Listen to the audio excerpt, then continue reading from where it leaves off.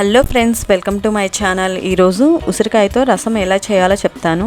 ఉసిరికాయతో రసమా అనుకుంటున్నారా? చాలా బాగుంటుంది, సూపర్గా ఉంటుంది. ఒకసారి ట్రై చేయండి. దీనికోసం ఉసిరికాయల్ని నీట్గా కట్ చేసేసుకొని చిన్న ముక్కలుగా చేసేసుకొని ఒక మిక్సింగ్ జార్లో వేసుకోవాలి. ఒక పచ్చిమిర్చి, ఒక టొమాటో, కొంచెం మిరియాలు, వెల్లుల్లి రెబ్బలు 2, కొంచెం జీలకర్ర వేసుకొని, టమాటోలో వాటర్ ఉంటే ఓకే, లేకపోతే కొంచెం వాటర్ వేసేసుకొని స్మూత్గా గ్రైండ్ చేసేసుకోవాలి. ఇప్పుడు రసానికి సరిపడా కొంచెం ఆయిల్ వేసుకొని, ఆయిల్ వేడెక్కాక కొంచెం ఆవాలు, జీలకర్ర వేసుకోవాలి. ఇవి వేగాక కట్ చేసేసుకున్న ఉసిరికాయ ముక్కలు కూడా వేసుకుంటే మనకి రసంలో అక్కడక్కడ ఈ ముక్కలు తగులుతుంటే చాలా బాగుంటుంది. ఇవి వేగాక ఇందాక ప్రిపేర్ చేసుకున్న జ్యూస్ వేసేసుకొని బాగా కలుపుకోవాలి. ఇలా కలుపుకున్నాక కొంచెం పసుపు, కొంచెం సాల్ట్ వేసేసుకొని మళ్ళీ ఒకసారి మొత్తం కలిసేలాగా కలుపుకొని మూత పెట్టేసేసుకొని ఉడికించుకోవాలి. నూనె తేలేంత వరకు ఉడికించుకుంటే అందులో ఉన్న పచ్చి వాసన పోతుంది.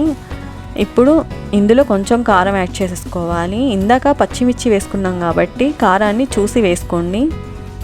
కారం వేసాక ఇలా మొత్తం బాగా కలిసేలాగా బాగా కలుపుకోవాలి. ఇదంతా కలుపుకున్నాక పప్పుని ఉడికించుకొని పెట్టుకోవాలి. ఇలా ఉడికించుకొని పెట్టుకున్నామంటే రసం త్వరగా రెడీ అవుతుంది. మొత్తం కలిసేలాగా బాగా కలుపుకోవాలి. ఈ రసానికి వగరు అలాంటి టేస్ట్ రాకుండా ఉండాలంటే కొంచెం బెల్లం వేసేసుకుంటే టేస్ట్ బాగుంటుంది. ఇందాక మనం ప్రిపేర్ చేసుకున్న పేస్ట్ని బట్టి వాటర్ని పోసుకోవాలి. 2 గ్లాసుల వాటర్ పోసేసుకొని మూత పెట్టేసేసుకొని మీడియం ఫ్లేమ్ మీద ఉడికించుకోవాలి. నూనె తేలేంత వరకు ఉడికించుకుంటే సరిపోతుంది. అలా పైకి నూనె తేలిందంటే మనకి రసం రెడీ అయిపోయినట్టే.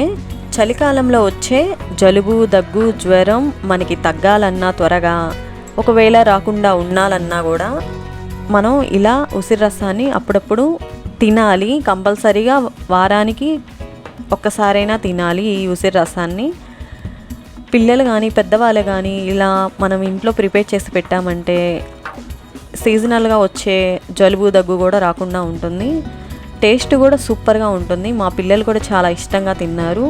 టేస్ట్ బాగుంటే ఎందుకు తినరు? ఒక్కసారి మీరు కూడా ట్రై చేయండి, తప్పకుండా మీకు కూడా నచ్చుతుంది. ఐ హోప్ నా వీడియో కనుక మీకు నచ్చినట్లయితే please like, share and subscribe. Thank you.